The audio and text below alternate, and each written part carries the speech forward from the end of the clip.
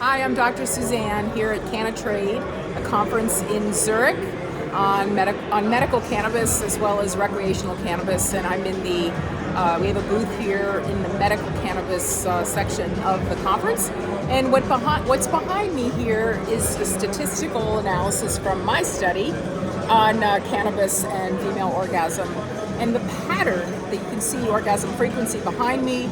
The largest group of women that had orgasm difficulty during partnered sex without cannabis, you can see here almost never or never orgasm without cannabis. And the largest group of women, when they use cannabis before sex, almost always orgasm.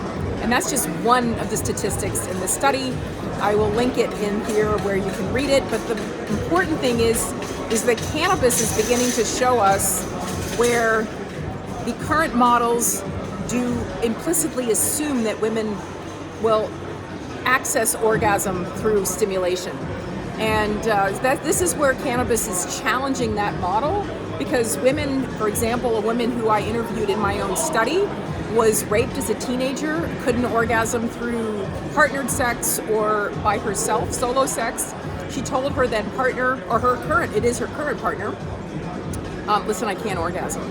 And he said, try this, and he gave her a hit of cannabis. She orgasmed the first time she used it, and they've been married 15 years. They have several children, and they use cannabis before sex all the time. So cannabis can lower the mental walls, as women have talked about. Cannabis can improve, here's another statistic here, orgasm difficulty, where I'm not going to give you the details of this. You can see it it's too confusing. Well, I can just show you here that with cannabis in the purple, women who had orgasm difficulty found it was not difficult to orgasm, whereas it was difficult or very difficult if they weren't using cannabis. So for women who feel that they might be broken, or like myself, who had feelings of sexual inadequacy because I had orgasm difficulties until I found cannabis. So, I'm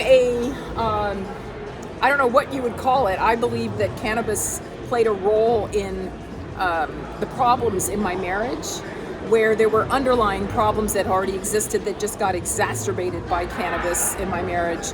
And I found that cannabis, some 30 years later, finding that it had helped me with a problem that I couldn't seem to solve any other way.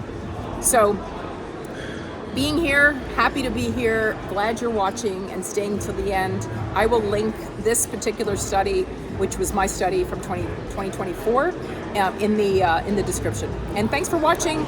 Feel free to join our efforts at womenscp.org and join the movement to get more recognition for women's conditions, for treatments, for research, etc. Thanks for watching.